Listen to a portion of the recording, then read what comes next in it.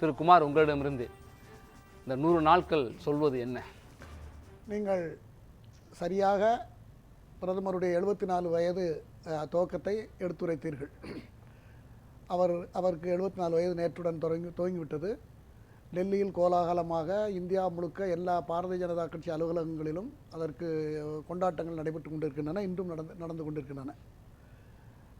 அமித்ஷா வெளியிட்ட ஒரு புத்தகத்தில் இந்த 100 நாட்களில் என்னென்ன நடந்திருக்கிறது என்பதை மிக தெளிவாக எடுத்துரைத்தார். அதாவது சர்வதேச உற்பத்தி மையமாக நம் நாட்டை உயர்த்தும் முயற்சியின் ஒரு பகுதியாக கடந்த 100 நாட்களில் 28,600 கோடி ரூபாய் முதலீட்டில் 12 தொழில் நகரங்கள் அமைக்க அனுமதி அளிக்கப்பட்டுள்ளது. அது ஃபஸ்ட்டு. மகாராஷ்டிராவின் புனே, தானே மற்றும் கர்நாடகாவின் பெங்களூருவில் மெட்ரோ ரயில் பணிகளுக்கு 30,700 கோடி ரூபாய் ஒதுக்கப்பட்டுள்ளது. மருத்துவ படிப்பில் புதிதாக 75,000 இடங்களில் விரைவில் உருவாக்கப்பட உள்ளது. பிரதமர் மருத்துவ காப்பீடு திட்டத்தில் 70 வயதுக்கு மேற்பட்ட அனைவருக்கும் 5 லட்சம் ரூபாய் வரை மருத்துவ காப்பீடு அளிக்கப்பட்டுள்ளது. பிரதமர் வீடு கட்டு திட்டத்தின் கீழ் நகர்ப்புறங்களில் 2.30 லட்சம் கோடி ரூபாய் மானியத்தில் 1 கோடி வீடுகள் கட்டப்பட்டுள்ளன. பிரதமர் சூரிய சக்தி திட்டத்தில் 3 லட்சம் வீடுகளுக்கு சூரிய மின் இணைப்பு வசதிகள் கொடுக்கப்பட்டுள்ளன. முத்ரா கடன் திட்டம், இப்படி பல விஷயங்களை பற்றி பேசியிருக்காங்க. முத்ரா கடன் 10 லட்சம். அதே போல ஆந்திராவில் ஒரு 3 லட்சம் கோடிக்கு ஒரு அணைக்கட்டு திட்டத்தையும் நிறைவேற்றியிருக்காங்க. இதெல்லாம் இந்த 100 நாளில் நடந்த சாதனை. இப்போ யூடர்ன் ஒரு எதிர்கட்சியை சேர்ந்தவங்க யூடர்ன் சொல்றது பலகீனமான பிரதமர், தேவைப்பட்ட ஓட்டன் ரவுண்ட் அடிக்கிற ஓட்டன் கூட பண்ணலாங்கிற அரசியலில் வெற்றி தோல்வி என்பது ஜனநாயகம் அனுமதிக்கப்பட்ட அளவீடுக்குள்ள கூட்டணி கட்சிகள் சேர்ந்து அதிகமான இடத்தை பிடித்து ஆட்சியை அமைத்தால் அதுதான் ஆட்சி. அவர்கள் தான் ஆட்சி அமைக்க முடியும். அவர்கள் வளைந்து எல்லாரையும் அனுசரித்து சுற்றி யூ போட்டோ ஓ போட்டோ ரவுண்ட் பண்ணியோ ஆட்சியை நடத்தட்டும், நல்லா நடத்தட்டுமே, அப்படி தான் அவங்க அதை நான் அப்படி தான் எடுத்துக்கிறேன் அதை. அதனால் இந்த ஆட்சி பாருங்க, ராஜ்யசபால தனி பெரும்பான்மை கிடைத்திருக்கிறது. நீங்க அப்படி எடுத்துக்கிறீங்க. யூட்டர்ன் என்னன்னா ஒன்று முடிவு எடுக்கிறது, அந்த முடிவை பின்வாங்கிறது, அப்புறம் இன்னொரு முடிவு எடுக்கிறது, அதை கைவிடுறது, அது எந்த குழப்பமான ஒரு நிலையற்ற தன்மை. அதுதான் ஜனநாயகம், அதுதான் பியூர் ஜனநாயகம். எந்த முடிவும் தேவை அளவுக்கு எல்லாரையும் அனுசரித்து தனியாக எடுக்கிறது வேற, தனி பெரும்பான்மையோடு இருக்கும்போது நடக்கிறது வேற. நிறைய கட்சிகள் கூட்டணியாக இருக்கும்போது கூட்டணி கட்சிகளை கலந்து பேசி அவர்களுக்கு பிடிக்காததாக இருந்தால் அதை விட்டு கொடுத்து அனுசரித்து ஆட்சியை நடத்துவது தான். இதில் விமர்சனத்துக்கு ஒன்றுமே இல்லையா? விமர்சனம், இதை விமர்சிக்கிறவங்க ஜனநாயகம் தெரியாதவங்கன்னு அர்த்தம். இதை விமர்சிக்கிறவங்க ஒரு ஜனநாயகத்தில் கட்சி ஆட்சி முறை தத்துவத்தை புரியாதவர்களாகத்தான் இருப்பார்கள் என்பது என்னுடைய கருத்து. ஆகையினால இந்த அரசு அதிக பலத்தோடையும் ஆட்சி செய்ய தெரியும், மற்றவர்கள் கூட்டணியோடு சேர்ந்து கொண்டு ஆட்சி நடத்தும் தெரியுங்கிறத பிரதமர் நிரூபித்திருக்கிறார். இவ்வளோதான். இதுக்கு மேலே இதில் என்ன சொல்கிறதுக்கு என்ன இருக்குது? சிறப்பான ஆட்சி. ராஜ்யசபாவில் இப்போ இன்றைக்கி பாருங்களேன், ஒரே நாடு ஒரே தேர்தலுக்கு அப்ரூவல். இதெல்லாமே எப்போதுமே பேசப்பட்டு வந்த விஷயம். எப்போதுமே பேசப்பட்டு வந்த விஷயங்களெல்லாம் இப்போ நடைமுறைக்கு வந்திருக்கிறது. இன்னும் நிறைய விஷயங்கள் நடக்கும். இந்த 5 ஆண்டுக்குள்ள எல்லாருக்கும் வீடே இல்லாதவங்க, வீடு இல்லாத ஒரு குடும்பம் கூட வீடு இல்லாமல் இருக்கக்கூடாதுங்கிறதுலாம் அரசாங்கத்துடைய திட்டமாக இருக்கிறது, மத்திய அரசுடைய திட்டம். அதனால் நல்லதை ஆதரிப்பவர்கள் எந்த கட்சியாக இருந்தாலும் எந்த கட்சி சார்பாக இருந்தாலும் ஆதரிப்பார்கள், வாழ்த்துவார்கள். குறை சொல்ல வேண்டும் என்று திட்டமிட்டே வந்து உட்கார்ந்து பேசி குறை சொல்ல வேண்டும் என்றால் குறை சொல்லதுக்கும் அதுக்கும் எல்லாத்துக்கும் அறிவும் ஞானம் தான் தேவை. அதை எப்படி வேணாலும் பகுப்பாய்வு செய்து பேசலாம். குறையே சொல்லக்கூடாதுன்னு சொல்றீங்களா? என்ன சொல்லட்டும்ன்றேன். உண்மைத்தன்மைங்கிறது ஃபார்முலா. மனுஷனுக்கு பேசும்போது மீடியாவில் பேசுகிறேன். இப்போ நீங்கள் கேட்ட கேள்விக்கு பதில் மட்டும் இல்லை, லட்சக்கணக்கான மக்கள் பார்த்துக்கிட்டு இருப்பாங்க. அவங்களும் இவர் சொல்கிறது ஏதோ சரிதான், இது உண்மைதான் சொல்கிற அளவில் தான் அது இருக்கணுமே தவிர யூகமாக இருந்தாலும் உண்மையாக இருக்கணுங்கிறது என்னுடைய அடிப்படை, என்னுடைய கிரவுண்ட் ரூல்ஸே தான். நான் எப்போதும் அப்படி தான் பேசுவேன்.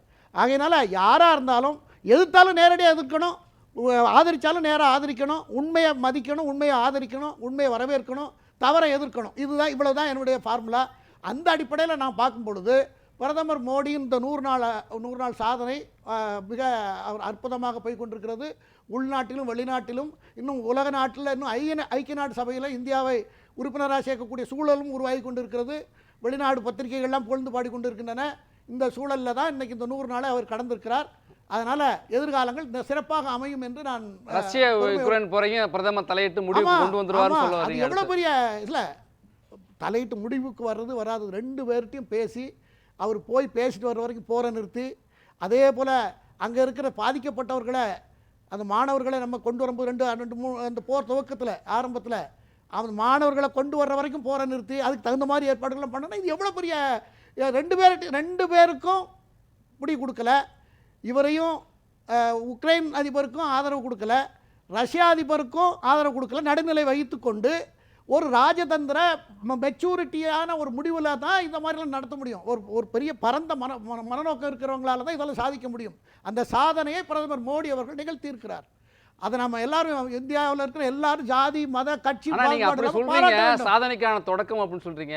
பக்கத்தில் சித்தராமையா கர்நாடக முதலமைச்சர் என்ன சொல்றாரு அப்படின்னா, ஒரு உறுதியற்ற அரசாக இருக்கு, விரைவில் இந்தியா கூட்டணியுடைய ஆட்சி கூட அமையும் அப்படிங்கிற. இது முழு ஆட்சி காலத்தை நிறைவு செய்யாதுங்கிறார். இந்தியா கூட்டணியில் இருக்கிறவங்களாம் பிஜேபியில் சேர்ந்துக்கிட்டு இருக்காங்களே, நீங்க தெரியாதா உங்களுக்கு? அதெல்லாம் போய்கிட்டு இருக்கு. இந்தியா எங்க சார் சேர்ந்தாங்க? யார் சார் சேர்ந்தாங்க? கூட்டணி மேற்குவங்கத்தில் உள்ள ஒருத்தர் பாஜகவில் சேர்ந்திருக்கிறார்.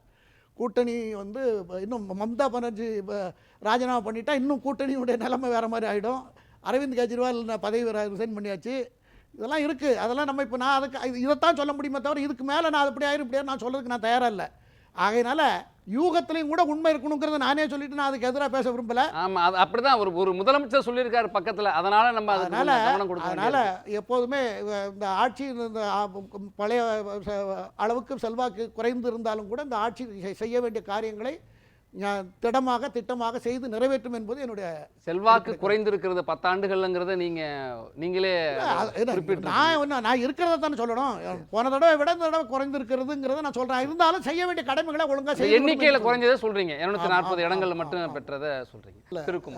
நண்பர் இந்திரகுமார் ஒன்று சொன்னார், 5 கோடி செல்போன் உற்பத்தியில் இருந்த இந்தியா இன்னைக்கு 38 கோடி உற்பத்தியை நெருங்கி கொண்டிருக்கிறது. யார் உற்பத்தி செஞ்சா சார் இந்தியாவில்? இப்போ உற்பத்தி யாரு? இந்தியாவில் யாரு? இந்தியாவில் யாராவது இருக்கட்டுமா? இந்தியாவில் யார்? இந்தியாவில் சீனாக்காரை உற்பத்தி செய்யறது எப்படி அனுமதிக்க முடியும்? இந்தியாவில் யார் உற்பத்தி செய்யறா? இந்திய கம்பெனில பேர்கள் சொல்லுங்க. எல்லா போன்களுமே இங்க தயாராகுது. எல்லா நம்ம உபயோகப்படுத்துற எல்லா போன்களுமே சைனால இருக்கிற கம்பெனி கூட இப்ப இங்க வருது. எதுக்கு வர்றாங்க? அங்க இருந்து இங்க கொண்டு வந்து அசெம்பிள் பண்றதுக்கு வர்றாங்க. உற்பத்தி செய்யறது வேலை கிடைக்குது இல்ல நமக்கு. என்ன சார் உற்பத்தி செய்றாங்க? உற்பத்தி அசெம்பிள் பண்றாங்கன்னு சொல்ல உடனே வேலை கிடைக்குது இல்ல? நமக்கு தொழில் வேலை வாய்ப்புகள் வெளியிலேந்து வர்றதுல இப்ப இன்னைக்கு குறையா வச்சிருக்காங்க. சைனாவை வின் பண்ணக்கூடிய அளவுக்கு வர போறது அடுத்த வந்துட்டு இருக்கு சார். பாடலே வின் பண்ணல, சயின்ஸ்லயே வின் பண்ணல, எகனாமிலயே வின் பண்ணல. அந்நிய நேரடி முதலீடு நம்மள விட சார் நம்ம சைனாவுடைய எக்கானமி என்ன, எத்தனை ட்ரில்லியன், நம்ம என்ன, நம்ம 3.4 இருக்கோம், அவன் 20 18 இருக்கான். நாம ஏன்னா இப்ப நம்ம 10 வருஷத்துல வந்து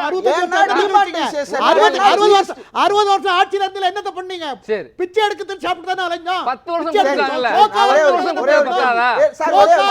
என்ன எடுத்துருக்கோம் அப்படின்னு கேட்க மாட்டாங்க. 60 வருஷம் முடிஞ்சு போச்சு. உலகத்துல 60 வருஷம் முடிஞ்சு போச்சு.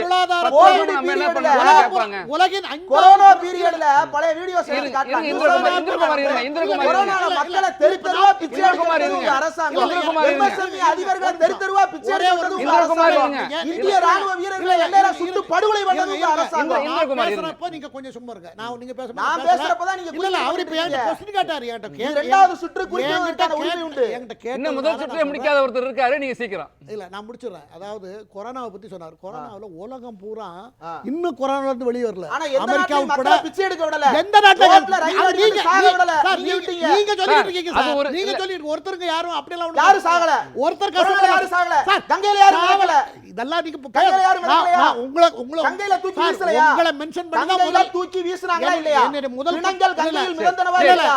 ரோட்டில் மக்கள் சாலைகளில் அடிபட்டு செத்தார்களா இல்லையா? கேள்வி வச்சிருக்கீங்களா? கூட்டமாக நடந்து போனார்களா இல்லையா?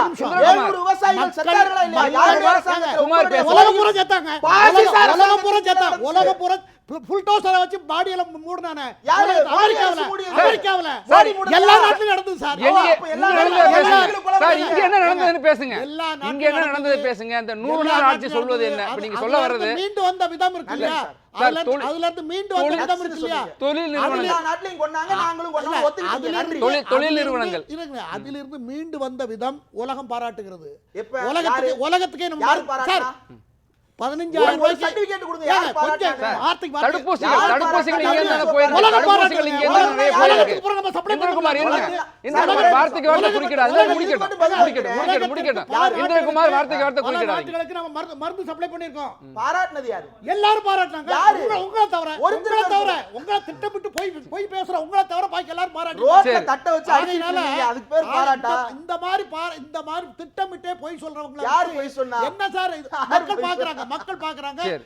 அரசாங்கம் இதை விட சிறப்பா ஒரு அரசாங்கத்தை நடத்த நீங்க முடியாது. அந்த 5 கோடிக்கு வந்தீங்க, அதுக்கு வந்துருங்க. 10 ஆண்டுகள்ல இல்ல, தலைப்புக்குள்ள 10 வந்துருங்க. அந்த 5 ஆண்டுகள்ல கோடிக்கு வந்துருங்க. பாதாளத்தில் இந்தியாவை 10 தள்ளியது ஆண்டுகள்ல பிஜேபி. இமயத்துக்கு இந்தியாவை உயர்த்தி இருக்கிறது. இமயத்துக்கா? திரும்ப காங்கிரஸ் ஆட்சிக்கு இந்தியா இமயத்துல வந்தா திரும்ப கையெழுத்து பிச்சை போயிட்டு எடுக்கிறது சைனாக்காரன் நிக்கிறான். என்னுடைய வருத்தமாக இருக்கிறது. குமார் குறுக்கிட்டீங்க. அதாவது இப்போ அவர் சொன்னது ஜார்ஜ் சோரஸுடைய ஃபவுண்டேஷனில் திட்டமிட்டு முன்கூட்டியே பிளான் பண்ணி இப்படியெல்லாம் பேசணுங்கிறது கூட்டிகிட்டு போய் பேசப்பட்டது. அதே போல் கேள்வி இந்த மாதிரி யார் அங்க இருக்கிற வெளிநாட்டு வாழ் இந்தியர்கள்? அங்கே இருக்கிறவங்க இவங்களுக்கெல்லாம் அங்கே Howdy ஹிண்டன்பர்க் Trump கூட்டு போனாங்க. ஹிண்டன்பர்க் இவங்கெல்லாம் Howdy இவங்களை Trump கூட்டு போனாங்க, அந்த கொஞ்சம் மாதிரியா? இருங்க சார், நான் பேசும்போது நீங்கள் பேசுங்க. ஹிண்டன்பர்க்கு இந்த ஜார்ஜ் சோரஸ் இவங்கெல்லாம் ராகுல் காந்தியோட க்ளோஸ் ஃப்ரெண்ட்ஸ். அங்கே அமெரிக்கா போனால் அவங்களோட தான் இவர் இருப்பார். எந்த அடிப்படையில் நான் எதுக்காக சொல்றீங்க? சொல்றேன்னா அதானி போற மாதிரி சொல்றாரு. அதானி மோடி போவாங்கல்ல. சீனாவுல உள்ள சீன அதிகாரிய ஹை பொசிஷன்ல உள்ள ஒருத்தரை சீனாவுல சந்தித்து அது சம்பந்தமான ஆதாரம் பிரச்சனை இருக்கா? டெல்லியில இன்னைக்கு ஓடிக்கிட்டு இருக்கு. ஆதாரம் இருக்கா? டெல்லியில அது போய்கிட்டு இருக்கு. அங்க போது இங்க போதுன்றதை விடுங்க. ஆதாரம் இருக்கு. இருக்கு போய் தான் நான் சொல்றேன். ஆதாரம் போய் தான் எனக்கு தெரிஞ்சு காட்டுங்க. எந்த அடிப்படையில் சார் சொல்றீங்க? ஆதாரத்தை நீங்க ஒரு காட்டுங்க. அரங்கத்துல ஆதாரத்தை இருக்கீங்க, காட்டுங்க. ரொம்ப கவனமா. அது நான் இப்ப டோக்கனா உங்களுக்கு சொல்லியிருக்கேன். அது இப்படியே டோக்கனை தூக்கிக்கிட்டே போறது. நாளைக்கு பாருங்க. அது எப்படி திரௌபதி முர்மு 4 பாஸ்போர்ட் அதே மாதிரி token போடுறீங்க. கொஞ்சம் இருங்க. 4 பாஸ்போர்ட் வச்சிருக்காருன்னு சொல்லி கோர்ட் சமன் பண்ணிருக்கு ராகுல் காந்திக்கு. புரியுதா? இதெல்லாம் வச்சு நீங்க எல்லாம் இப்படி தாளம் போட்டு பேசுறதுனால தான் மேல அவர் பேசுறாருன்னு ஒண்ணு எனக்கு தோன்றுது.